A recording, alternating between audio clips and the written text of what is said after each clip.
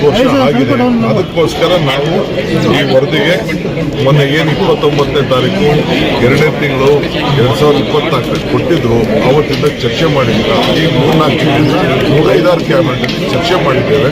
ಈ ಮಧ್ಯದಲ್ಲಿ ನಮ್ಮ ಹೈಕಮಾಂಡ್ ಅವರು ಕೂಡ ನಮ್ಮನ್ನ ಕರೆಸಿ ಅವರು ಕೂಡ ನಮಗೆ ಕೆಲವು ಮಾರ್ಗದರ್ಶನವನ್ನು ಕೊಟ್ಟಿದ್ದಾರೆ. ಎಲ್ಲರೂ ಸೇರಿ ಎಲ್ಲರ ಅಭಿಪ್ರಾಯದಂತೆ ಬೇರೆ ವಿರೋಧ ಪಾರ್ಟಿಯವರು ಕೂಡ ಬಹಳ ಒತ್ತಾಯ ಮಾಡ್ತಿದ್ರು.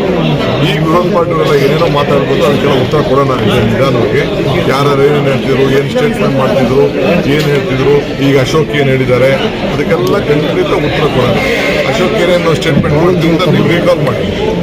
ಈಗ ಹಾಗಾದ್ರೆ ಹೇಳಿ ಅವರು ಅಶೋಕ್ ಮತ್ತು ವಿಜೇಂದ್ರ, ಕುಮಾರಸ್ವಾಮಿ ಅವರೆಲ್ಲ ಸೇರಿ ಒಟ್ಟಿಗೆ ಪ್ರೆಸ್ ಕಾನ್ಫರೆನ್ಸ್ ಮಾಡಿಬಿಟ್ಟು ಏನು ಮಾಡಿ ಅದನ್ನೇ ಅಕ್ಸೆಪ್ಟ್ ಮಾಡಿ ಅಂತ ಹೇಳಿ. ಅದನ್ನು ಯಾಕೆ ಹೇಳ್ತಾ ಇಲ್ಲ? ಅದನ್ನು ಅವ್ರು ಹೇಳಿ, ನೀವು ಕೂತ್ಕೊಂಡು ಇಷ್ಟು ದುಡ್ಡೆಲ್ಲ ವೇಸ್ಟ್ ಆಗ್ತಾ ಇದೆಯಪ್ಪ, ನೀವು ಇದನ್ನೇ ಅಕ್ಸೆಪ್ಟ್ ಮಾಡಿ, ಈಗಿರೋದನ್ನೇ ಅಕ್ಸೆಪ್ಟ್ ಮಾಡಿ ಅಂತ ಹೇಳಿ.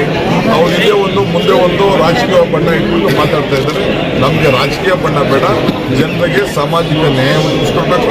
ಅದಕ್ಕೆ ಈ ತೀರ್ಮಾನವನ್ನು ತೆಗೆದುಕೊಂಡು 167 ಕೋಟಿ ಮೂರನಲ್ಲಿ ಹೋಮ ಮಾಡ್ದಂಗೆ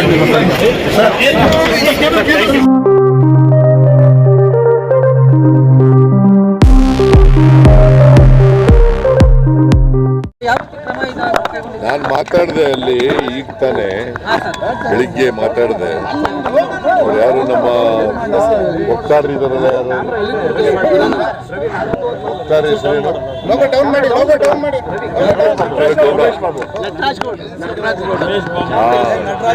ನಟರಾಜ್ ಗೌಡನ ಜೊತೆ ಮಾತಾಡಿದೆ. ಅದು ಬಂದಾಗ್ಬಿಟ್ಟಿದೆ ಏರ್ಪೋರ್ಟ್. ನಾಳೆ ನಾಳಿದ್ರಲ್ಲಿ ಬಂದು ತಗಲಾಕಿದ ತಕ್ಷಣನೇ ಅವ್ರು ಸುರಕ್ಷಿತವಾಗಿದ್ದಾರೆ ಎಲ್ಲ, ಮತ್ತೆ ಎಲ್ಲರೂ ಚೆನ್ನಾಗಿ ನೋಡ್ಕೊತಾ ಇದ್ದಾರೆ. ಅದಾದ್ಮೇಲೆ ಅಲ್ಲಿಂದ ಕರ್ತರ್ತಕ್ಕಂಥ ಪ್ರಯತ್ನ.